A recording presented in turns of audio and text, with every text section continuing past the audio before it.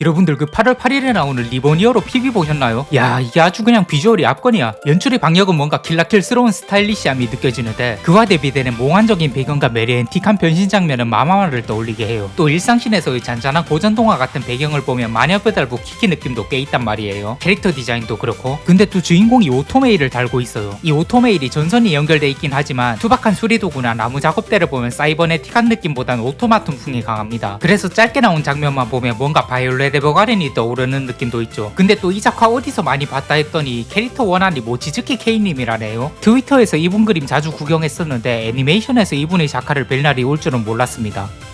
여튼 요약하자면 킬라킬의 방역, 마마마의 몽환적인 배경, 마녀배달부 키키의 고전동화 감성, 바이올렛 에버가든의 서정적인 오토마톤 감성이 합쳐진 작품이 8월 8일에 나온다는 겁니다. 약간 바퀴도의 무사시 감각으로 표현하자면 전 이 작품에서 오만 달달한 디저트 재료가 다 올라가 있는 거대한 파르페가 보입니다. 어떻게 해도 맛이 없을래야 없을 수가 없는 재료들을 화려하게 섞어놓은 특대형 파르페 같은 작품이 등장할 것이 PV만 봐도 거의 확정된 상황이란 말이죠. 물론 아직 나오지도 않은 작품에 너무 큰 기대를 품고 호들갑을 떨었다가 통수를 맞은 적이 한두 번이 아니긴 하지만 그래도 이번만큼은 진짜 통수를 맞을 수가 없을 것 같은 느낌? 뭐 과연 저희 호들갑이 정말 호들갑으로 끝날지 합당한 기대로서 보답받을지는 8월 8일에 작품을 봐야 알겠지만 일단 오늘은 이 작품의 메인 세일 포인트라고도 할 수 있는 단 한 가지 요소에 대해서만 이야기해보려 합니다. 사실 앞에서 나열한 그 어떤 요소보다도 이 작품에서 가장 핵심으로 어필하고 있는 세일 포인트는 바로 데즈카 오사무의 작품 리본의 기사를 원작 으로 하고 있다는 부분이거든요. 만신 21세기 대한민국에서는 카연결 같은 곳에 인기 아마추어 작가라면 어렵지 않게 얻을 수 있는 호칭이며 또는 다른 모 작가님을 부르는 놀림반 애정반 섞인 호칭이기도 합니다. 그런데 원래 만신이라는 호칭은 오직 만화계의 단 한 사람을 칭송하기 위해 만들어진 말이었다는 거 아시나요? 만신 데즈카 오사무, 만화계의 절대적인 위인이자 신적 존재. 원피스로 치면 조이보이, 나루토로 치면 육도선인, 블리치로 치면 여왕 같은 존재. 이 만화계의 유일신이 가진 업적을 나열하자면요, 만화 연출 창조, 일본 만화계의 운영체제 창조, 모든 장르적 아이디어들이 원형 창조로 크게 3분할할 수 있겠는데요. 당연히 신화에서도 창조신이 등장하기 전에 우주의 혼돈과 어둠이 먼저 존재하듯 만화라는 개념 자체는 데즈카 오사무 훨씬 이전부터 존재했습니다. 다만 그때의 만화는 뭐랄까 지금의 기준에선 되게 원시적 이었다 해야 하나? 무슨 내용인지는 전달이 되는데 그래서 이게 재밌냐 감동적이냐 하면 21세기의 기준에선 솔직히 많이 애매한 느낌이죠. 그랬던 만화라는 문화에 만신은 최초로 영화적 연출을 도입하기 시작합니다. 지금에 와서 만화에 영화적 연출을 넣는다고 하면 체인소맨 작가가 영화 구도 따라하는 그거? 하실 수 있는데요. 당시 만화에 영화적 연출을 도입한다는 것은 어마어마하게 충격적이고 혁신적인 개념이었습니다. 데즈카 활동 이전인 1940년대 초미국 만화로 예시를 들어볼까요? 첫 번째 컷, 주인공이 점프한다. 두 번째 컷, 갑자기 바람이 불어온다. 세 번째 컷, 주인공이 떨어진다. 네 번째 컷, 주인공이 위기를 모면한다. 어떤가요? 데즈카 이전의 만화에서 컷이란 한 개의 사건을 담는 단위였습니다. 한 개의 사건이 일어나면 한 개의 컷을 사용하고 두 개의 사건이면 컷도 2개, 10개 사건을 보여주고 싶으면 컷도 10컷. 그땐 이런 게 당연했고 이런 게 바로 만화였습니다. 그럼 이제 데즈카 오사무의 만화 연출을 비교해볼까요? 주인공이 결의에 찬 모습이 컷 안에 익스트림 클로즈업으로 당기면서 비장한 분위기를 먼저 전달합니다. 이후 카메라 풀백을 통해 주인공이 어디론가 빠르게 달리고 있고 알고 보니 주인공이 자동차에 타고 있었다는 동적 정황이 드러납니다. 다음 큰 컷에서 롱숏을 통해 주인공의 배경 정보와 위치 정보를 전부 전달한 후 트래킹 숏을 통해 비장한 주인공은 대체 어디로 향하는가에 대한 서사적 기대를 만들어냅니다. 이것이 바로 만화에 도입된 영화적 연출이죠. 오늘날 만화의 99.9% 사실상 모든 만화들은 데즈카 오사무의 영향을 받아 영화적 연출을 사용하고 있고요. 연출뿐 아니라 업계 구조에 끼친 영향도 어마어마합니다. 20세기 말부터 부동의 세계 만화 패권국이 된 일본 만화 시장을 구성하는 상당수의 시스템이 데즈카 오사무에 의해 만들어졌거든요. 일도 없고 가사도 없고 허들렌이라면서 어깨 너머로 배우는 구시대적 도제 시스템을 뜯어고쳐 전문 어시스턴트제를 만들었으며 캐릭터를 상품화시키고 라이선스를 관리해 오늘날의 일본 만화계가 캐릭터 산업 위주로 굴러가게 한 장본인이 데즈카 오사무입니다. TV 애니메이션이 주당 한 편 방영되며 20-30분의 길이로 방영됐다는 염나라 국루를 만든 것도 이 사람이고요. 하지만 뭐니뭐니 해도 이 사람, 아니 신이 이룬 제일 대단한 업적은 장르의 개척에 있습니다. 대모험, SF, 전기만화, 철학만화, 의료만화, 다크판타지, 사회심리극, 범죄 스릴러, 오컬트 만화, 소녀만화 등 데즈카 오사무는 건드리지 않은 장르가 없을 정도로 모든 장르를 한 번씩 그렸었는데요. 일단 만화로서 다뤄졌다는 것 자체로 신선했던 장르도 있거니와 이러한 작품들 하나하나가 각 장르의 혁신적인 패러다임을 제시해 오늘날의 만화들까지도 데즈카 오사무를 기본 문법으로 변형하고 발전시켜 오고 있으니까요. 어떤가요? 이 정도면 아마 데즈카 오사무를 잘 모르시던 분들도 왜 리본 히어로의 PV가 데즈카 오사무 원작이라는 타이틀을 그렇게 내세우고 싶어 하는지 납득하실 거라 생각합니다.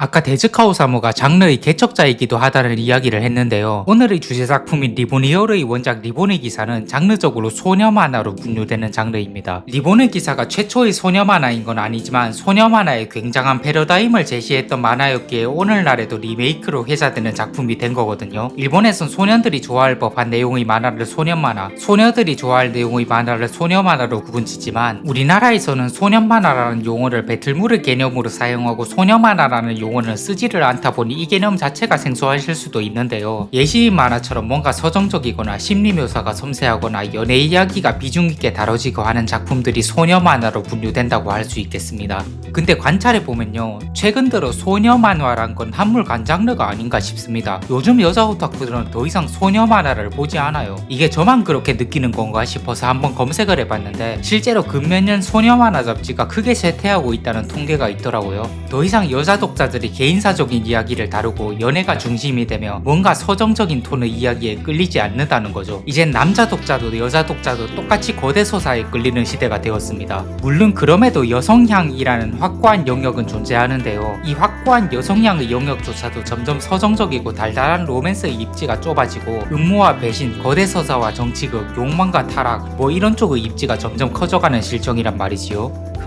그럼 리본의 기사가 소녀 만화에 큰 영향을 끼쳤니 뭐니 하는 이야기도 결국 한물간 장르를 논하는 이야기 아니냐고요? 아니요, 그건 절대 아닙니다. 오히려 그 반대죠.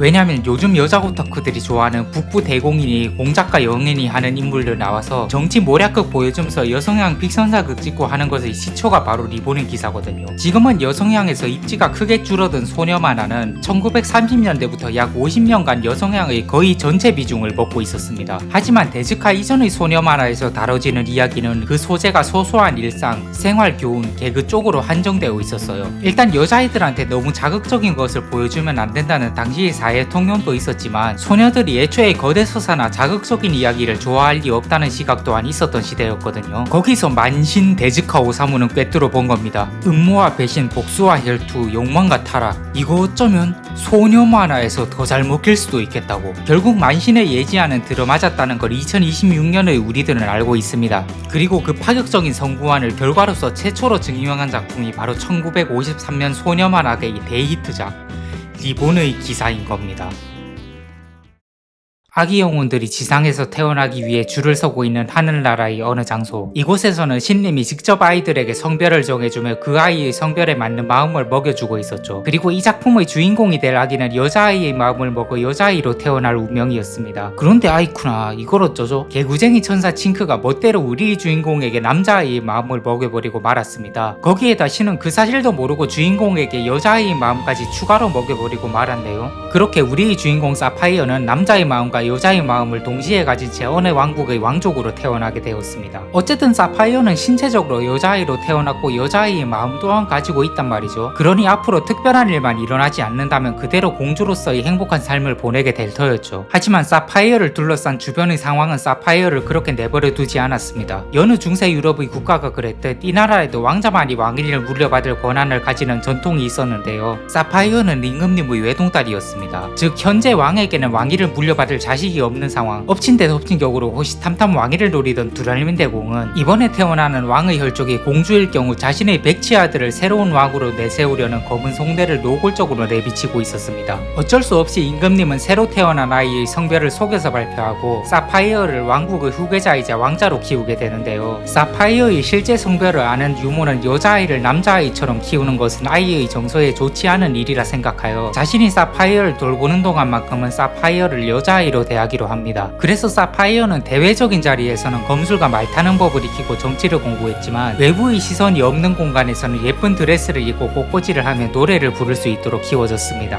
그렇게 남자의 소양도 여자의 소양도 극한으로 갈고 닦은 사파이어는 남자의 모습을 할 땐 세계관 최강의 검술을 뽐내는 검사이자 왕자이자 호탕한 상남자, 여자의 모습을 할 땐 여자력 맥스의 곱디고 온 천생여자 같은 존재가 되었죠. 두 성별의 능력치를 만렙으로 찍게 된 사파이어는 점점 성장해가며 왕궁 무도에서 이웃나라의 왕자를 홀리기도 하고 다음 왕실 무도에선 이웃나라 왕자와 왕자 대 왕자로 칼을 섞기도 하고 여자인 게 들켜 왕실에서 쫓겨나기도 하지만 이후 자신을 쫓아낸 듀랄민 대공에 대항해 리본의 기사라는 의적이 되어 무력 저항을 하기도 합니다.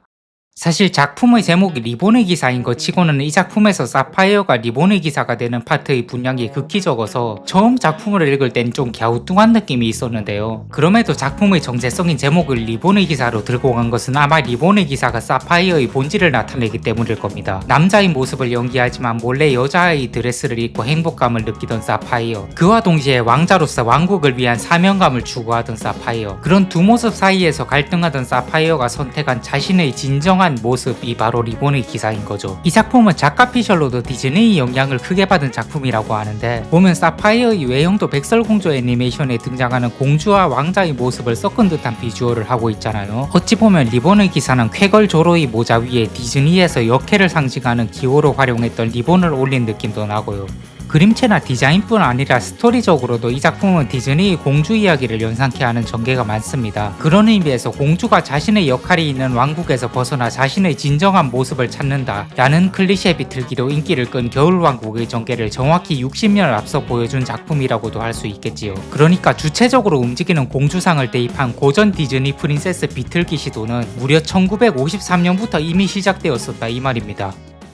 다만 작금의 대한민국 여론을 보면 말이죠, 이 디즈니의 고전 작품 비틀기라는 게 아무래도 PC주의나 정치적 사상 강요 뭐 이런 쪽으로 얽혀있다 보니 좀 고깝게 보는 시선이 많단 말이에요. 그러한 사상에 대한 찬반을 뒤로하고서라도 우월한 창작자인 내가 너희 멍청한 소비자들을 개몽시켜주마 라는 의도가 팍팍 느껴지는 작품을 소비하는데 지친 듯한 여론도 많이 보이고요. 하지만 그런 걱정이 있다면 안심해 주십시오. 리본의 기사는 1953년 작품입니다. 이 시기 기준에선 나름대로 당시의 가치관을 허무려는 시도 등이 보이는 작품입니다만 현대인이 보기에 이 작품은 그런 시도가 있는 작품이기에 오히려 더 고전적 풍미가 강한 작품으로 느껴지거든요. 이를테면 상체를 젖히고 걷는다라는 건 남자의 행동이지만 사파이어는 여자임에도 남자로 위장하기 위해 상체를 젖히고 걷는 연습을 한단 말이에요. 근데 솔직히 2026년을 사는 사람 기준에선 상체를 젖히고 걷는다는 행동이랑 성별이 대체 무슨 상관인지부터가 갸우뚱하게 되는 대목이란 말입니다. 아이 그렇잖아요.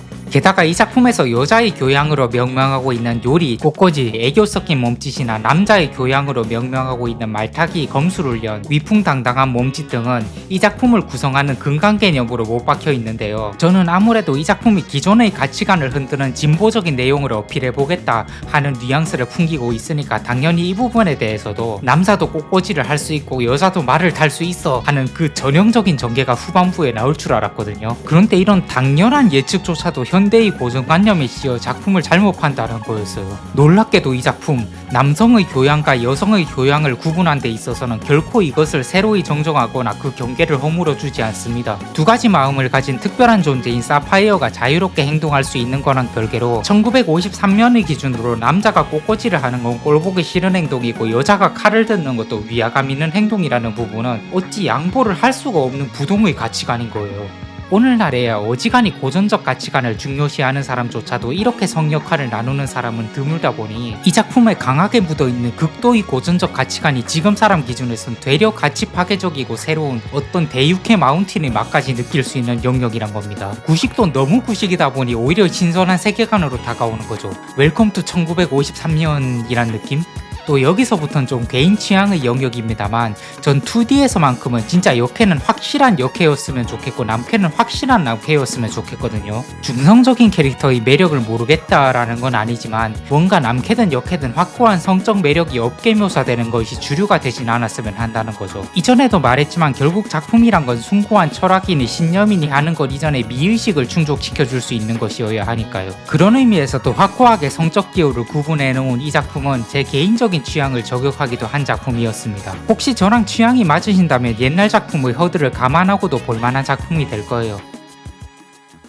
사실 8월 8일에 나올 리본 히어로는 설정부터 리본의 기사랑은 많이 다릅니다. 사파이어의 왕국이 멸망했다는 원작의 설정과 다른 도입부 설정만으로 이미 원작과 같은 스토리라인을 따라가는 건 불가능해 보이고요. 등장하는 캐릭터도 완전히 오리지널 캐릭터들이라 이 작품의 주인공의 이름 말고 어떤 점에서 리본의 기사를 원작으로 삼고 있는지부터가 PV 정보만 봐서는 의문스럽습니다. 그렇다고 정말 이름만 따온 거면 우리나라는 몰라도 일본 국내에선 욕을 세게 먹을 건데 아마 PV에서만 제대로 나오지 않았을 뿐 이름 말고도 따온 요소들이 있긴 하겠죠. 일단 지금 시점에선 PV를 돌려보면서 8월 8일까지 기대치를 높여가는 것 외에는 할 수 있는 게 없으니까 영상 만드는 김에 PV를 반복 재생해 봤는데요. 지금까지 나온 두 편의 PV에는 캐릭터가 총 4명이 등장합니다. 우선 이 지르코라는 쪼꼬미 마스코트 캐릭터, 얘는 사파이어에게 장난으로 남자의 마음을 먹인 전사 칭크가 모티브일 거라 저는 예측합니다. 칭크는 리본의 기사인 마스코트격 캐릭터로 사파이어에게 장난을 친 대가로 화계로 내려와 사파이어의 주변을 맴돌며 이런저런 도움을 주는 캐릭터인데요. 삭제되면 섭섭할 정도로 꽤 비중에 있는 캐릭터이기도 하고 사파이어를 따라다니는 소형 마스코트 캐릭터가 칭크밖에 없어서 이 캐릭터는 칭크라고 90% 정도 확신해도 무방할 것 같습니다. 다음 이 캐릭터, 뭔가 높고 대단해 보이는 분위기나 사파이어에게 적대감을 가지고 시작하는 요소로 추측해봤을 때 이웃나라 왕자 프란츠와 비슷한 속성이 느껴지기도 합니다. 한편으론 특유의 다크한 분위기를 봤을 때 작중의 숙적으로 등장하는 마법사 메피스토에 더 가까운 것 같기도 하고요. 다만 메피스토는 일방적인 악당이고 사파이어랑 연령대도 크게 다른데 반해 프란츠는 사파이어랑 연령대도 비슷하고 포지션으로도 숙명의 라이벌이자 운명의 상대 같은 존재인데요. 작품 클리셰상 저런 분위기의 캐릭터는 언제나 처음엔 적수로 등장했다가 나중엔 친해질 것이 뻔하기 때문에 결국에 얘는 메피스토와 프란츠의 속성을 반반 섞은 캐릭터라고 추측하는 것이 정배겠지요. 세 번째로 이 캐릭터 모르겠습니다. 원작에는 비슷한 캐릭터조차 등장하질 않아서 아마 원작에서는 사파이어가 연인은 있어도 친구가 없다 보니 요즘 감성에 맞춰서 원작에 없는 친구 요소를 만들어준 게 아닌가 싶네요. 이래나 저래나 요즘은 백합이 남녀노소를 가리지 않을 정도로 대중적인 주류 메타가 됐으니까요. 마지막으로 사파이어. 나 사실 사파이어가 지금 너무 불안해. 아니 봐봐요. 결국 사파이어는 원작에서 프란츠 왕자랑 결혼하고 끝난단 말이에요. 근데 그 프란츠 왕자가 지금 치마를 입고 하이힐을 신고 있어요. 어떻게 봐도 비주얼만으로는 역해로밖에 안 보이는데 PV에서는 확고하게 남캐 목소리를 박아버린단 말이죠. 그 말인즉 사파이어가 남캐로 나오지 않을 거라는 확신이 어딨죠. 목소리? 원래 소년 캐릭터는 여자 성우가 맡아요. 비주얼?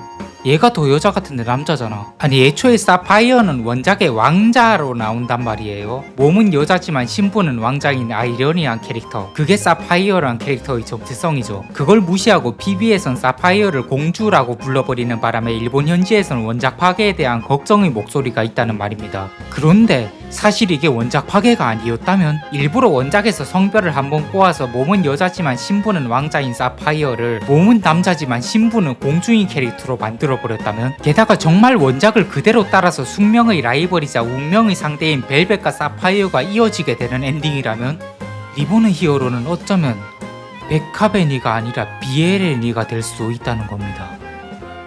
까지가 제 멋대로 굴려본 풀업내였고요. 솔직히 그럴 리가 있겠습니까? 원래 나오지도 않은 작품 떡밥만으로 예측해봐야 당연히 다 빗나가는 법이죠. 게다가 설령 BL이라도 이런 BL이라면 오히려 환영일지도.